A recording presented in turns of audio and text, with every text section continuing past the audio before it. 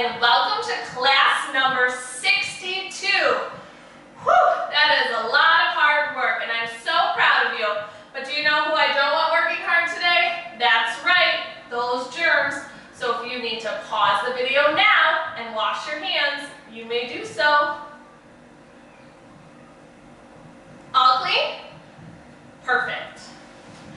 All right, last week we had some fun with writing, some different words, and this week we are going to start writing our last name.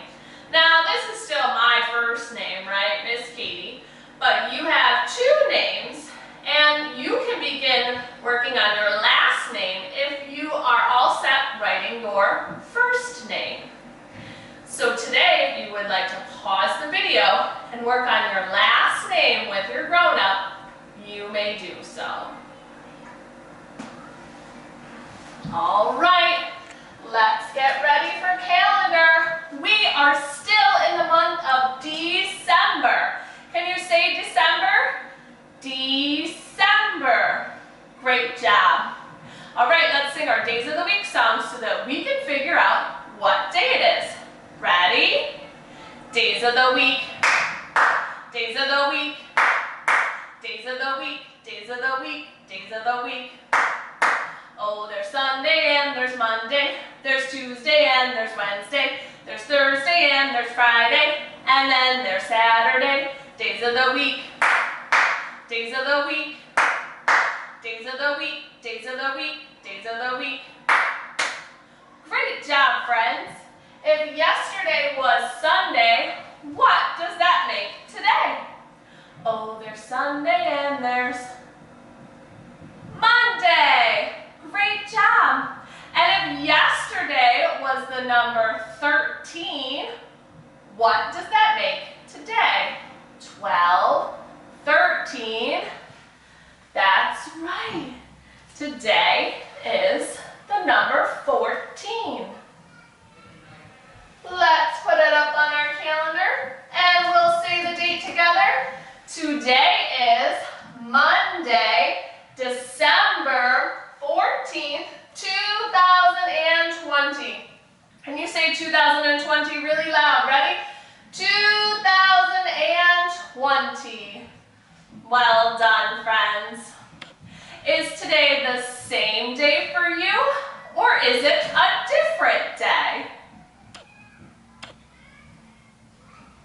If you need to pause the video now to finish the calendar with your grown-up, you may do so.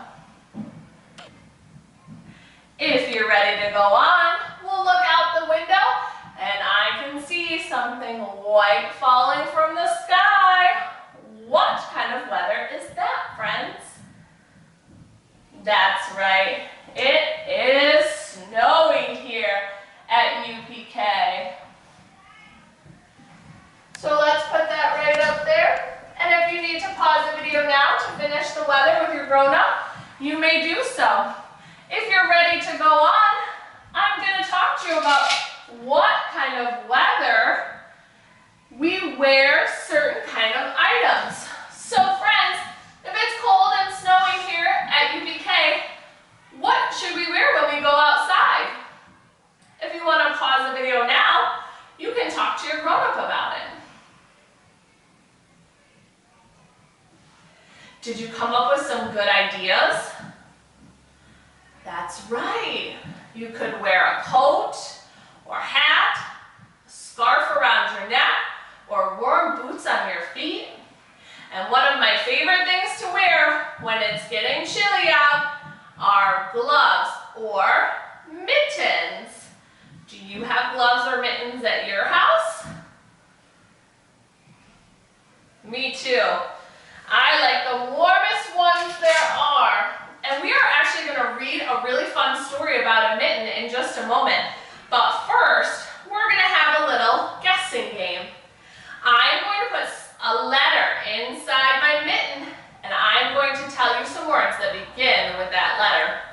And you're going to have to guess what letter is hidden inside my mitten. All right.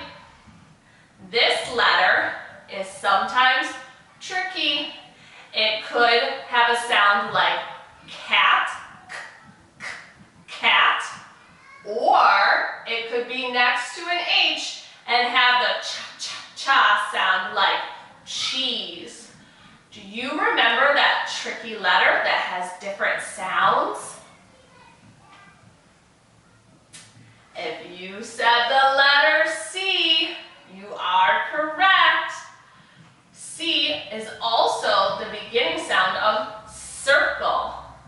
Do you remember circle and cat and cheese are all start with the letter C?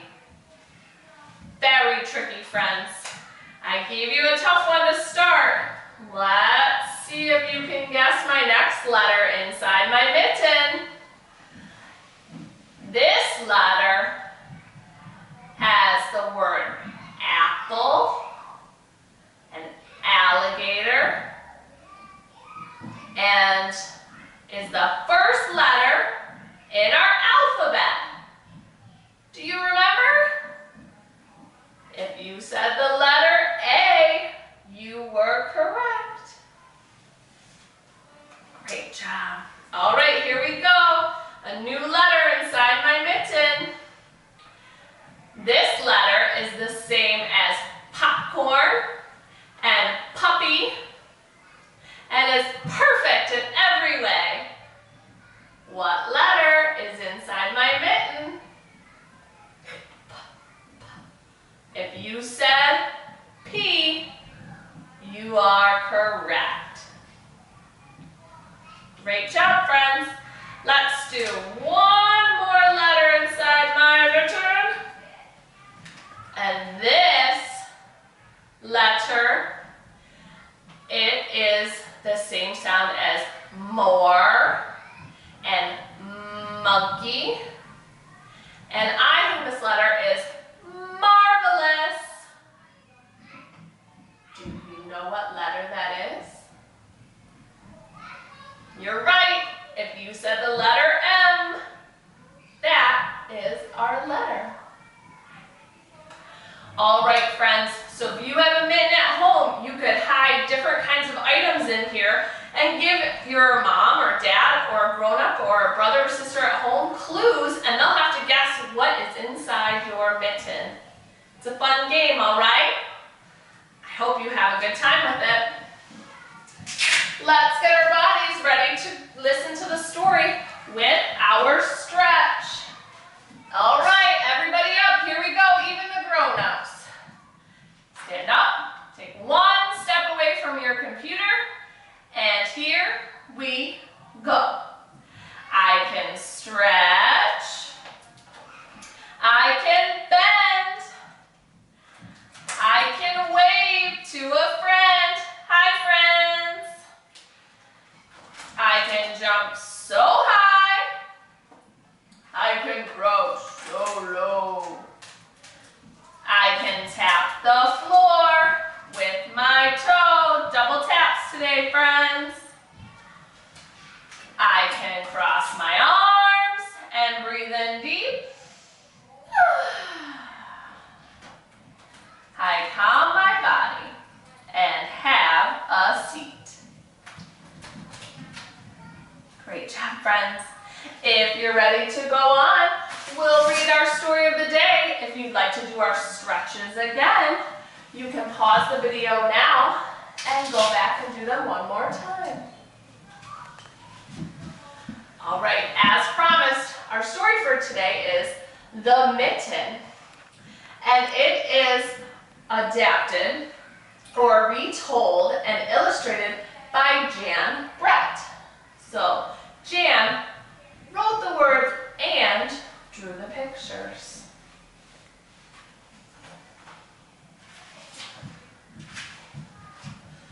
Once there was a boy named Nick who wanted his new mittens made from wool as white as snow. At first, his grandmother, Baba, did not want to knit white mittens. If you drop one in the snow, she warned, you'll never find it. But Nicky wanted snow white mittens, and finally Baba made them.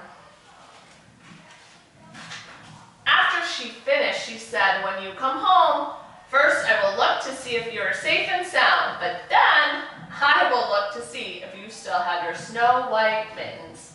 So off Mickey went, and it wasn't long until one of his new mittens dropped in the snow and was left behind. Oh, friends, let's see what happens. A mole, tired from tunneling along, discovered the mitten and burrowed inside. It means he squeezed and crawled right in there. It was cozy and warm and just the right size, so he decided to stay. A snowshoe rabbit came hopping by. He stopped for a moment to admire his winter coat. It was then that he saw the mitten and he wiggled in, feet first. The mole didn't think there was room for both of them, but when he saw the rabbit's big kickers, he moved over. Big kickers, I think he's talking about his feet, huh? Now we have two animals in there. Next, a hedgehog came snuffling along. Having spent the day looking under wet leaves for things to eat, he decided to move into the mitten and warm himself. The mole and the rabbit were bumped and jostled, and not being ones to argue with someone covered with prickles, they made room. How many animals do we have in our mitten now, friends? 3? Yep. Let's see what comes along next. As soon as the hedgehog disappeared into the mitten, a big owl, attracted by the commotion, swooped down. When he decided to move in also, the mole, the rabbit, and the hedgehog grumbled. And when they saw the owl's glintly talons, they quickly let him in. Talons are the little nails on his foot.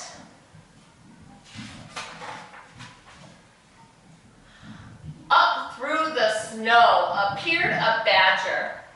He eyed the mitten and began to climb in. The mole and rabbit and hedgehog and the owl were not pleased. There was no room left, but when they saw his diggers, they gave him the thumb. Oh, friends, how many more animals can we fit in this mitten? It started snowing, but the animals were snug in the mitten. A waft of warm steam rose in the air, and a fox trotted by, stopped to investigate. Just the sight of the cozy mitten made him feel drowsy. The fox poked his muzzle in. Muzzle is his nose area. When the mole and the rabbit and the hedgehog, the owl and the badger saw his shiny teeth, whew, they gave the fox lots of room. Oh man, friends, I don't know how many more we're fitting in there. A great bear lumbered by. He spied the mitten all clumped up, not being one to be left out in the cold. He began to nose his way in. The animals were packed in as tightly as could be. But what animals would argue with a bear? The mitten swelled and stretched. It was pulled and bulged to many times its size. But Papa's good knitting held fast. Whew. Along came a meadow mouse, no bigger than an acorn. She wriggled into the one space left and made herself comfortable on top of the great bear's nose. Oh, friends, what do you think is going to happen?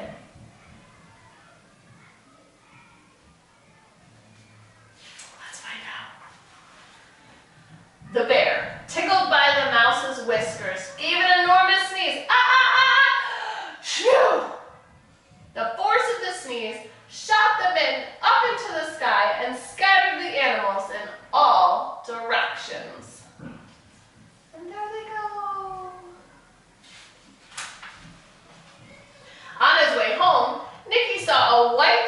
in the distance, it was the lost mitten silhouetted against the blue sky.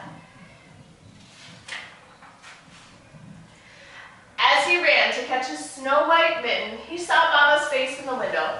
First she looked to see if he was safe and sound, and then she saw that he still had his new mittens. The end. But this mitten looks to be a little bit bigger than this mitten, doesn't it, friends? All right. So this book is actually a Ukrainian folk tale.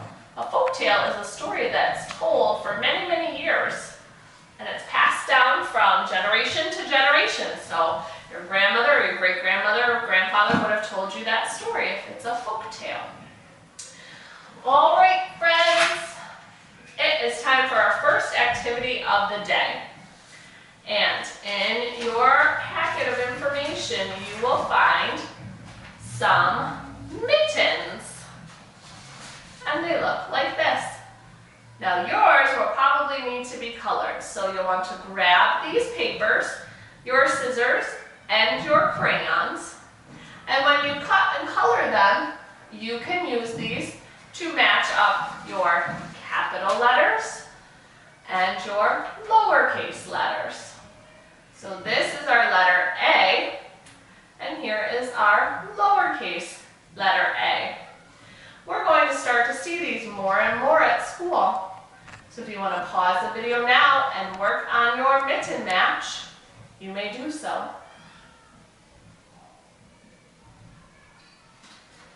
Another fun thing to do with your mittens, friends, is to find words around your house that begin with these letters so we can keep practicing those sounds at home. Okay? Perfect. And then, friends, when they're all done, you'll be able to match them like this. Capital S and a lowercase s. All right? Our next activity of the day is we are going to make our own mitten for our animals to fit in. So you have a paper that looks like this, and then all of your animals. And you all have a brown paper bag. So you're going to start by grabbing these, and you should probably still have your crayons and your scissors, but if you don't, you can grab those. We're going to cut and color all of our animals, friends, and then you can listen to our story again and find out which animal went into the mitten first. And do you remember our badger was our first animal that went right into our mitten? And you can drop it right in your paper bag. So if you want to pause the video now and make your mitten bag, you may do so.